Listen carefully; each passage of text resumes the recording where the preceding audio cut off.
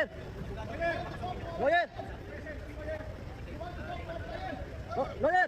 General Romeo Puques, inaresto po sa NAIA dahil di umano sa kasong rebellion at sedition, anak ng kagawang. Silent martial law na ba ito? Marami pong nanggagalaiting mga supporters ni General Romeo Puques dahil kahit yung abogado niyang si Ferdinand Topacio ay hindi po pinapasok para po i-assist ang kanyang kliyente at hinarang po ito ng mga kapulisan dyan sa NAIA. Alam po natin itong si General Puques, siya po yung talagang matapang na lumalaban ngayon sa mga kurakot sa gobyerno, kaliwat ka ng kilos protesta yung isinigawa. Naalala po natin yung nakakover po tayo doon sa Kongreso na anak ng kagawang. Itong mga buhayang ito na po tayo ang Pilipinas. Pag ikaw ay galit sa mga kurakot, paniguradong may kaso ka, may sukli ka pang, kulong ka pa. Ang gusto po nating makulong ay itong si Bungit, anak ng kagawang. Wala pong ginawa pong maganda at matino dito po sa bansang ito.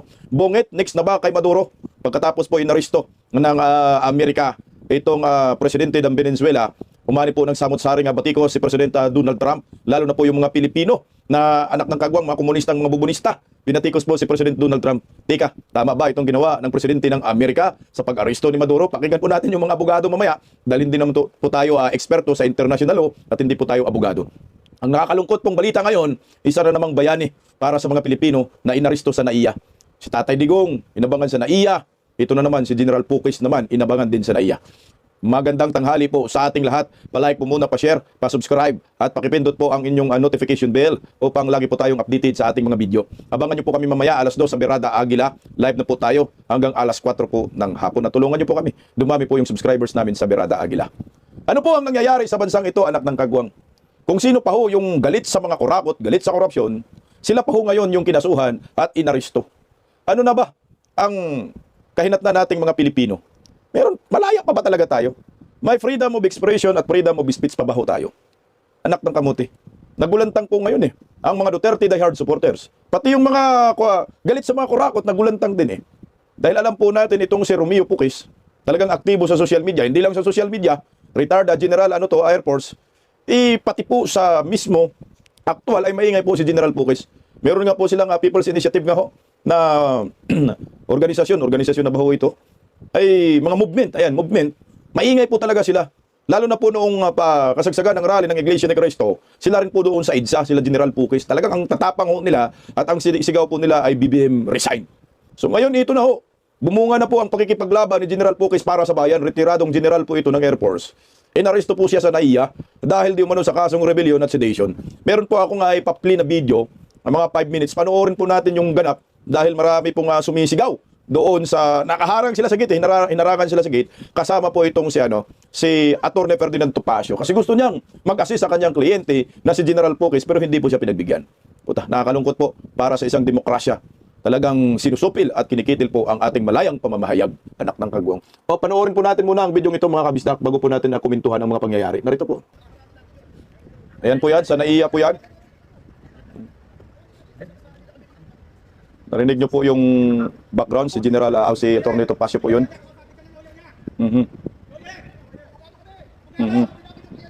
Grabe Nandun si General Puques. Ayun, tumaas yun, tinaas na yung kanyang dalawang kamay. May pusas po yan. Sumakay sa pulang pulang, bakit sa private car? Naristo po.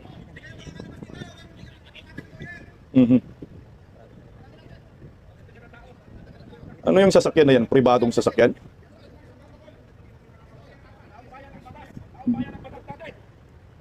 Si Miltran. I think si Miltran yun.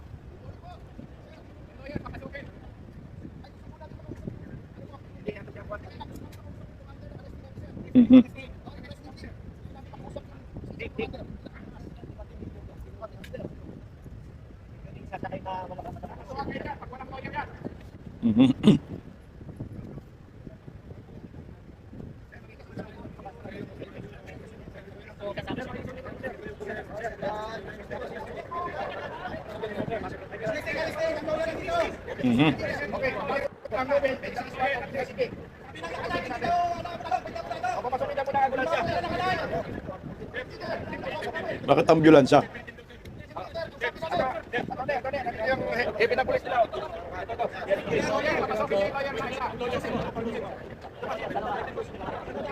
Hindi pinapasok.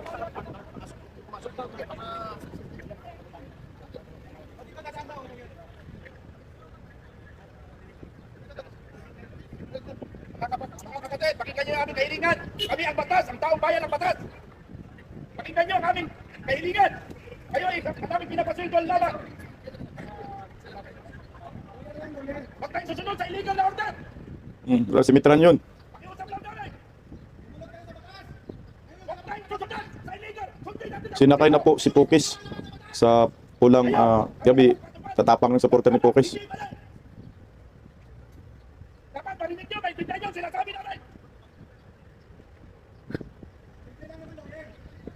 Pag-usap ang lawyer, tuluyan. Hindi pinapapasok.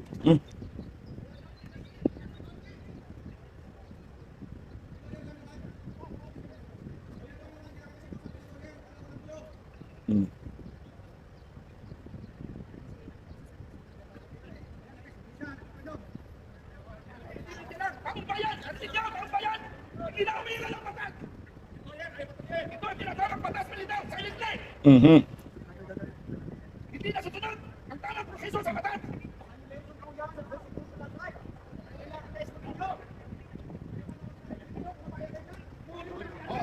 Ayun na, sinakay sa pulang sasakyan. Ayun, kinidnap daw, tinakas.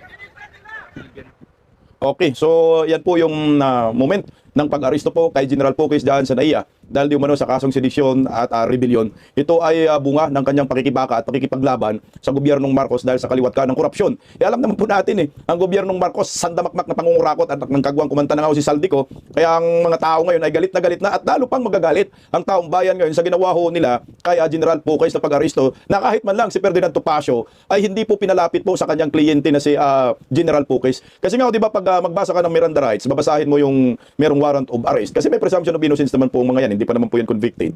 Ay di ba sinasabi na may karapatan kang maghahanap ng inyong abogado? Pag wala kang abogado, ay bibigyan ka namin ng abogado. O hito po may abogado na po mismo. Itong si General Pukis, sigaw ng sigaw dyan sa gate na yan, sa NAIA. Bakit po hindi nyo po pinapapasok at hindi nyo pinagbigyan itong abogado ni General Pukis nang malaman man natin ang legalidad ng inyong pag-aresto? May warrant of arrest po talaga. Ang isa po, ang napapansin ko lang dito, di ba pag-arestuhin kayo, di ho sana, mga patrol car ang ang sasakyan mo or mga NBI na mga sasakyan. Ano po yun? Private ba yun? Private vehicles bang mga yun? Ang nakakatakot po yan, kung private vehicles yan, kung saan po dadalhin po itong si General Pukis. Ang sabi nga, tinakas tinakas ng mga animal. Putang ina, sanay talaga sa kidnapin itong gobyernong Marcos. Ano po ang indikasyon dito? Sa ating mga ordinaryong Pilipino na sumisigaw po ng pananagutan, accountability, laban po sa korupsyon ng gobyernong ito. Alam nyo ho, ang demokrasya, yung Bill of Rights, iyan po ang pinakamahalaga. Karapatang pantao. Dapat hindi po yan susupilin. Kailangan po walang suppression of freedom of expression at freedom of speech. Dahil nasa demokrasya tayo, hindi naman po tayo martial law. Kaya nga nang sigaw ni Mitran, ano to? Silent martial law na ba tayo? Actually, noon pa ho, silent martial law po tayo. Ito yung nakakatakot. Dahil martial law na po yung ginagawa ho nila, pero hindi po sila nagdeklara ng martial law. Saan po ba dinadala itong si General Pukis? Si General Pukis po nagbigay po ng picture. Talagang pinusasan po siya dyan. Si General Pukis nakasakay. Tangina, ito yung pulang sasakyan man yun. I think inuuba ho yun kasama yung kapulisan. Private ba yan o government vehicles ba yan? Kanino po yung sasakyan na yan? Ang ayon naman po kay General Pukis, dadalhin di umano siya. Saan siya dadalhin? Ito. Arestado ako ng PNP CIDJ sa airport terminal. On the way na kami sa PNP CIDJ sa Camp Crami. Mabuhay ang Pilipino, Romeo Pukis. Sa Camp Crami po siya ngayon. Itong si General Pukis, retired general. Nagsakripisyo na para sa bayan sa matagal na panahon. Dahil isang military po to, Air Force. Pero ito, imbis na manahimik na sana ba siya, no? Pero, ayan, tuloy pa rin ang kanyang pagserbisyo dahil sa kanyang pagmamahal sa bayan, Pero ang sukli, ayan, inaresto ng hinayupak na gobyerno ni Bangag. Makatarungan ho ba ito? Tama ba itong ginawa ni Bongbong Marcos? Tama ba na yung mga sumisigaw ng pananagutan at galit sa mga kurakot ay kakasuhan at ipapakulong? Kasuhan ka ng sedition? Kasuhan ka ng rebellion? Ano ba ang rebellion? Buta na. Bakit ayaw yung kasuhan yung mga komunista, mga NPA? Ayan talaga ang totoong mga rebelde. Nagasik ng lagim at sedition. Yung araw-araw nagrarally, makibaka, anak ng kagwang. Kaya sabi ni General Pukis dyan, ito, tingnan mo ha, tinamaan sila dito ang mga nagnanakaw ng bilyon at trilyon ay libre at hindi napanagot. Pero ang mga nagprotesta at nagpapahayag ng galit sa mga pandarambong ng pera na tulad ko ay kinakasuhan. Yun na nga eh. Yung mga nangungurakot ng trilyon, bilyon, mga kongresista, tambalos-los, walang kaso, hindi inaresto, anak ng kagwang. Kung sino pa ho yung sumisigaw ng pananagutan laban sa mga kurakot, sila pa yung naunang naaresto. Sila pa yung naunang nakasuhan. Anak ng kamuti, no? Halatang halata itong mga hinayupak na ito na talagang gusto maglima sa kaba ng bayan. Wala na, diversionary tactics na naman. Ito ay nakakalungkot dahil, syempre, yung iba na hindi naman po retired general, hindi naman po militar na sumisigaw ng pananagutan. Di ba kaya matakot ang mga ito? Mga ordinaryong Pilipino na sumisigaw na ikulong ang mga kurakot? Nagawa nga ho nilang ipakulong, ipinaaresto itong si General Puquis. Paano pa kaya? Tayong mga ordinaryong Pilipino, hindi man tayo general, hindi naman tayo militar, wala man tayo katungkulan sa gobyerno. Hindi kaya rin nila ho patahimikin. Ito ay banta sa freedom of expression at freedom of speech. Sa malayang pamamahayag sa isang demokrasyang bansa. Dapat hindi walang suppression eh. Ito ay maliwanag na suppression of freedom of expression. Pananakot na po ito, anak ng kagwang. Nasan kayo mga komunistang grupo ho kayo? Tinatamaan kasi sila kay General Puquis. Ito pa oh. Bago, kagabi po ito pinost ni General Puquis, sabi ni General Puquis dyan, hindi nabubuhay ang korupsyon sa kapangyarihan. Nabubuhay ito sa katahimikan. 2026 na, huwag tumahimik. Grabe no. Ang gobyerno ni Bangag, putang inahalatang halata talaga maglilimas kayo ng pera ng bayan eh. Kasi dapat magpapasalamat ka, di ba ho? Kung ikaw galit ka sa mga kurakot, kung ikaw tunay na nag-iimbestiga at ipakulong ang mga mastermind sa paglilimas sa kaba ng bayan, puta, suportahan mo. Itong si General Puquis, nagalit sa mga kurakot, na gustong makulong ang mga hinayupak ng mga mastermind sa paglilimas sa kaba ng bayan. Pero anong ginawa? Kinasuhan ng sedition, kinasuhan ng rebellion. Ayan, pinakulong ko. Naresto kanina. Maski abogado, hindi po pinagbigyan na makapagsalita man lang, maidipinsa man lang ang kanyang kliyente. Ito ay sa pilitang dinakip na ho na lamang ito eh. At hindi pinagbigyan ng kanyang mga karapatan. May karapatan po siya eh, maghanap ng kanyang abogado. May karapatan po siya, ipaglaban ang kanyang sarili. Bilang isang Pilipino, at lalo na po siya po ay retired general. No? Ito po ang sukli natin sa mga retired general na nagsisakripisyo para sa atin, para sa bayan. Ipapakulong, kakasuhan. Anak ng kagwang naman talaga naman. Alam mo, General Puquis, aniniwala ako, kayang lampasan ni General Puquis ito. Ang dami na nating sinusuportahan na puro pinapakulong ni Bangag, anak ng kamote. Pastor Kibuloy, Tatay Digong, General Puquis na naman ngayon, pinapakulong na naman ni Bangag. Isa lang ang ibig sabihin niya, natakot sila kay General Puquis. Dahil naka-influensya na po itong mamang ito. Dahil yung mga nakaraang rally ho nila, diyan sa EDSA, putya eh. Talaga hong kinabahan sila. Nakala po nilang mag-aklas ng taong bayan laban sa gobyernong nakangiwiang panga. Tinatrabaho po talaga nila si General Puquis. Sa akin lang Tinatrabaho po nila, pinapatahimik po nila. Kasi ito na ho yung nagpo-front eh. Sa mga retired general. Pero andyan naman sila ni Miltran. No, mga retired, marami namang mga retired general. Pero malamang sa malamang, mas lalo pong tatapang itong mga retired general sa ginawa po kay General Puquis. Kasi nandiyan na, nagpakabayari na si General Puquis eh. Kasi nga tayo, ang sabi natin, sino yung magli-lead? Sino yung lalaban sa mga kurakot? Sino yung mag-ingay? Kasi ang mga komunista, aktivista, sakop na ni Bangag eh. Nabayaran na, nabusalan na. Ito yung mga rallyista na kagaya ni General Puquis na hindi mga traditional rallyista. Sila yung mga taong nagmamahal sa bayan. Ito yung tunay na may malasakit. Kasi hindi naman sila rallyista. Nagkaroon lang sila ng movement dahil po sa harap-harapang pangungurakot sa kaba ng bayan. Pero ang ginawa po ng gobyernong ito, pinapatahimik, na mismo yung abogado na si Atty. Ferdinand Topacio, ay hindi po hindi po pinapasok ito yung post ni Atty. Ferdinand Topacio. Ang sabi dyan, sabi ni Atty. Ferdinand Topacio, totally atrocious. We were barred from conferring with our client. Sobrang garapal naman. Kaya nga eh. Kasi pag ikaw, meron kang warrant, kung meron ka namang abogadong nakahanda, putang ina, dapat yung abogado mo ay pinapaharap para ipagtanggol ka. Anong klaseng gobyerno to? Anong klaseng pamahalaan ho ito? Wala nang batas-batas, ganun ba ho ang gusto natin? Wala nang respetuhan ba, no? Kasi ito naman ito ay panghaharas. Ito ay pagkitil sa karapatan ng isang tao. Niyurakan natin yung yung Bill of Rights. Dahil hindi man lang ho natin pinagbigyan itong si General Puquis na yung abogado niya ay may depensa siya. Basta ka na lang damputin. For what? For optics. Para sabihin, sige kayo, yung mga bumabatikos sa gobyernong ito, matutulad kayo kay General Puquis. Aaristohin namin kayo, kakasuhan namin kayo ng sedition at rebellion. Kasi ito po yung binabato ho sa mga nagkikritisize sa gobyerno. Itong kasong sedition at rebellion. Nakakalungkot kasi hindi man tayo mga rebelde.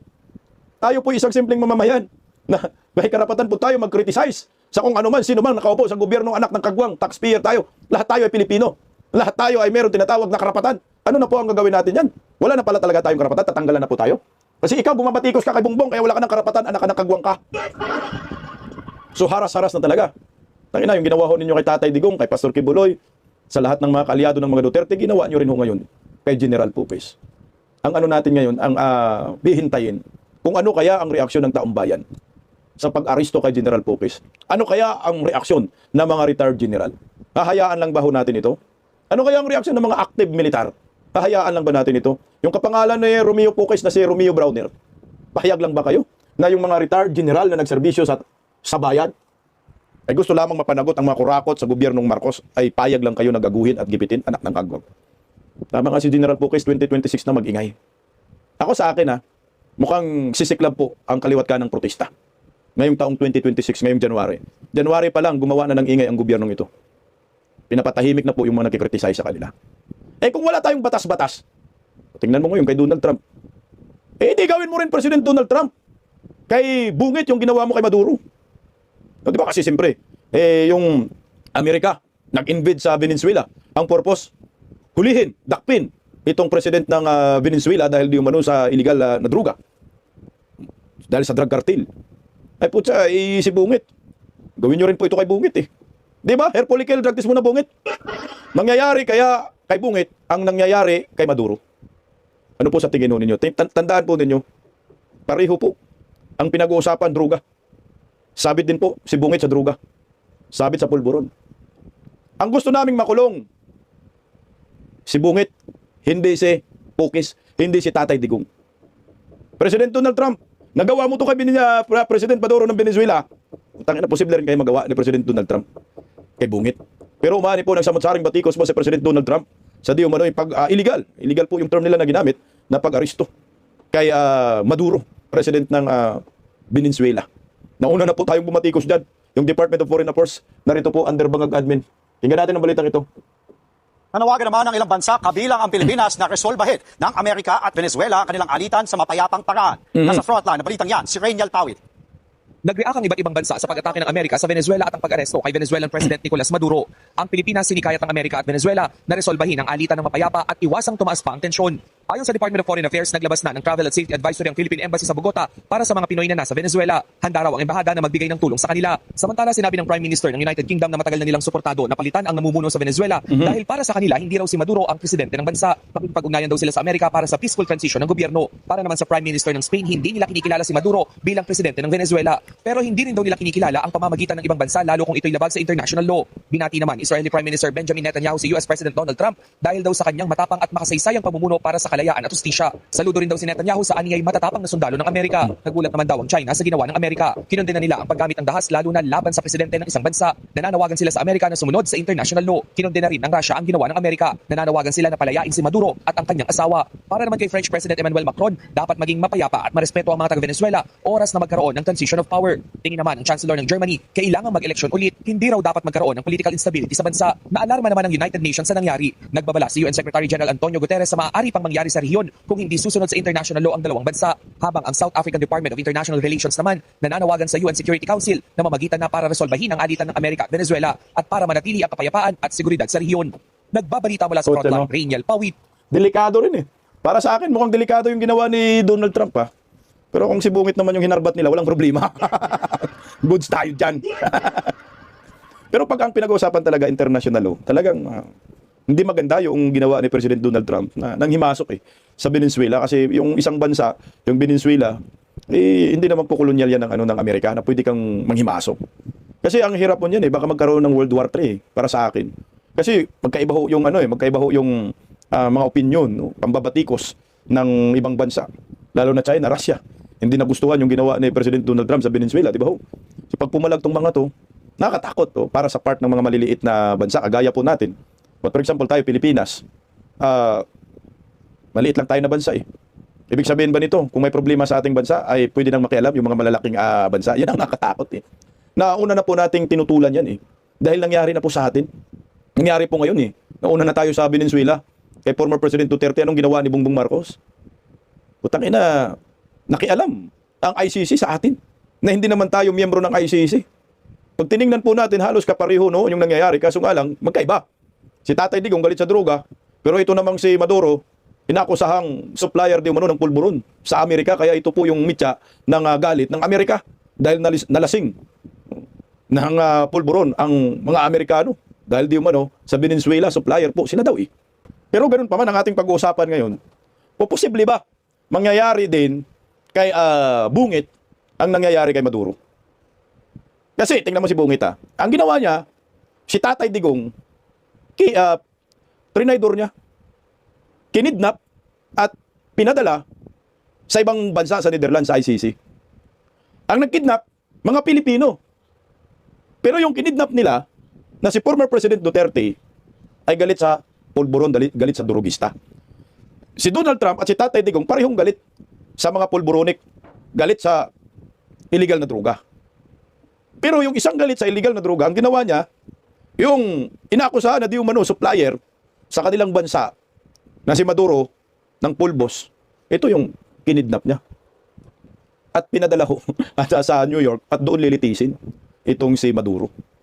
Alam nyo, hindi naman lahat ng mga taga-Venezuela na nagalit kay Trump. Hindi, marami rin masaya na si Maduro ay kinuha ni Donald Trump at lilitisin sa New York. Pero ang pinag-uusapan dito rin, kung ito ba ay legal, hindi ba nalabag yung international law? Pagdating sa legalidad, dyan talaga talo-talo. Nababati ko si President Donald Trump eh. Pero kung animal supplier naman po yan ng pulbos, di tama lang. Kaysa malasing ang bansa ho din nyo. Kasi parang ganito lang ang nangyayari. No? Kung hindi naman ho kaya ng bansang Venezuela na supilin itong presidente ho nila, kasi presidente, ay siyempre hingi ka na lang ho ng tulong kay President Donald Trump. Total naman itong Amerika ay apektado naman ho dahil sa napupuno daw sila ng droga galing Venezuela, di sila na lang ho maghuli dito kay Maduro. So po pwede rin kay BBM mangyari yan. Ulihin din ho ninyo si BBM.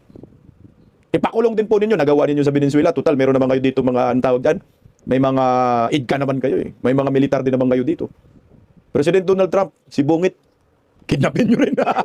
Putangin na, hindi malayong mangyari yun ha. Tingnan mo yung mga yung mga bumabatikos ngayon kay Bungit. Ang sabi ni Bingot, hindi Bungit, Bingot. Sabi ni Jack Arguta dyan, alias Bingot, pinasok ng USA ang Venezuela para kunin si President Maduro. Dahil sa pulburon at korupsyon. Mukhang susunod na si Bangag at Butod. Kasi same din yung issue eh. Korupsyon din at pulburon eh. Na ngayon nga, si General Pucos, naristo ng mga hinayupak, same din, pulburon.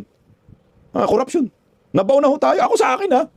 It doesn't matter. Anak ng kagwang yung international law na yan eh. Wala akong pakialam dyan. Eh kung tayo naman dito ay matulungan ni President Donald Trump para maayos ang korupsyon, maayos ang problema sa pulburon, so be it.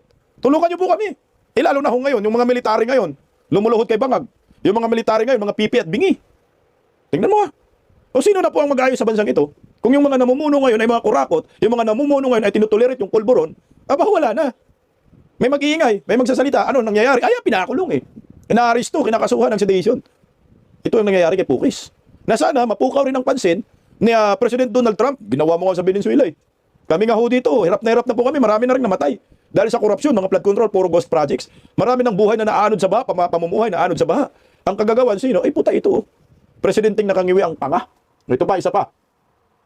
Sabi naman po ni Jason Sa, ang pagkapariho ni Maduro ng Venezuela at Marcos ng Pilipinas ay naglipanan ng bawal naglipanang bawal na gamot at sinalamang kang halalan. O kasi nga questionable nga yung pagkapanalo daw ni Maduro. Hindi daw yun ang presidente. No? Sabi ng ibang mga Venezuela citizen, hindi na presidente namin. So namikos na. So nanloko rin pala to sa eleksyon. Pag tinignan nung malapit, no? Malapit ang sitwasyon ni Bungit at ni Maduro. So pwede ka talagang damputin ni Trump, nakakaguwang ka. Marami ka ng kasalanan. At saka may kaso naman din ho ito si Bungit sa Amerika. Tingnan mo ha. Di ba kapag presidente ka po ng bansa, meron kang immunity. May immunity ka.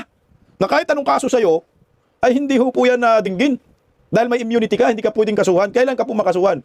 Kung ma-impeach ka, kung maalis ka sa pwesto mo, yun po ang pupwede. Kaya nga dito si Bangag, hindi talaga pwedeng makasuhan eh. Kailangan lang muna niya ma-impeach para makasuhan siya kasi impeachable offense siya. May immunity kasi ho siya. Kung ito ang sitwasyon ngayon sa pamumuno ni President Donald Trump, wala siyang pakialam dyan sa immunity, ay puto si Bungit, pwede niyang damputin.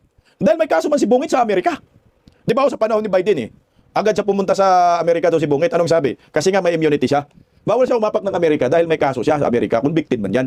So ngayon, hindi siya pwedeng arestuhin dahil presidente siya, may immunity. Si Biden nare-respeto yung immunity ni Bungit. Pero ngayon, iibahin natin ngayon kay President Donald Trump. Re-respetuhin kaya ni President Donald Trump itong si Bungit, yung immunity ni Bungit, na yung ginawa ngayon ni President Donald Trump kay Venezuela President Maduro, putang ina, mas matindi. Pinadala ng mga pandigma. Grabe, akala mo talaga World War III. Akala mo pulpugin na talagang Venezuela Na posible rin madali si Bungit, patay ka Bungit. Wala nang immunity. Malakas kami na bansa. Pero nakakatakot rin po yan. Kasi posible rin po tayong tatamaan Pero kung si Bungit lang ang dampulin, walang problema sa atin. Pero ang problema kung ang China ba, gawin din sa atin yan, sakupin tayo dahil malakas sila na bansa. Pero hindi yan mangyayari. Pwede siguro gawin ng China, damputin na lang si Bungit, ipakulong. Mas okay, yun. Pero ito pa, meron pa ibang bumatikos dito. Ayan, tangina pa, Harry Reyes, sino to? Kaya daw, binumba ng US ang Venezuela at dinakip ang president dahil nagraran ng narco state. Tang inumin. Yung pangulo nga namin, ito bangag at ngiwi na. Pakidampot na rin to at pakirehab. Sana nga, yun din yung dahilan. No, yun talaga ang pinakamin. Siguro para sa akin, marami kasing nagsasabi na, ano rin to, politics din Parang may kinalaman din sa ekonomiya. Yung crudo kasi ng langis ng Venezuela, yan po yung parang trip ng Amerika. Gusto nilang kontrolin at makuha Kaya ito, minanapan na siguro ng butas si Maduro, putang na, nagsusupply kayo sa amin ng pulburon. Mga bangag na yung mga citizen namin. Maraming Amerikano na nagiging zombie. Marami ng mga Amerikanong budlat ng mata, nakangiwi ang panga. Patay ka diyan. Puta, girahin namin kayo, arestuhin namin kayo pag hindi ka magpa-aresto. Ganun siguro yun no? Dagdag na siguro yun, dagdag factor. Sa atin, may mamina ba sa atin? Sa Palawan. No, yung mga langis dyan. Meron pa, di ba? Yan ang trip ng China. Yan arestuhin nyo na rin si Bungit. Sa mga inchik, arestuhin nyo na rin si Bungit para magmina tayo na langis. Kasi tingnan mo na-aresto na si Maduro. Sino po yung next president? Yung vice president. Inutos na po ng korte ng Venezuela na umupo na po sa pagka-presidente ang vice-presidente. Na kung mangyari rin po yan sa atin, ganun din po. Sige, gawin nyo na rin sa amin yan. Kahit ayaw namin mangyari yan, pero gawin nyo na no? Kahit ayaw nyo kaming pakialaman, pero pakialaman nyo na po kami. Basta itong si Bungit, maalis na sa buhay ng mga Pilipino, putang ng problema yan Total, may kaso rin naman yan, President Donald Trump, si Bungit Huwag nyo na rin po respetuhin yung immunity, gaya sa pag hindi mo pagrespeto sa Venezuela. Pero nakakatakot yan talaga para sa akin yung nakikialam ng ibang bansa sa isang bansa. Talagang malaking problema. Pero bakit?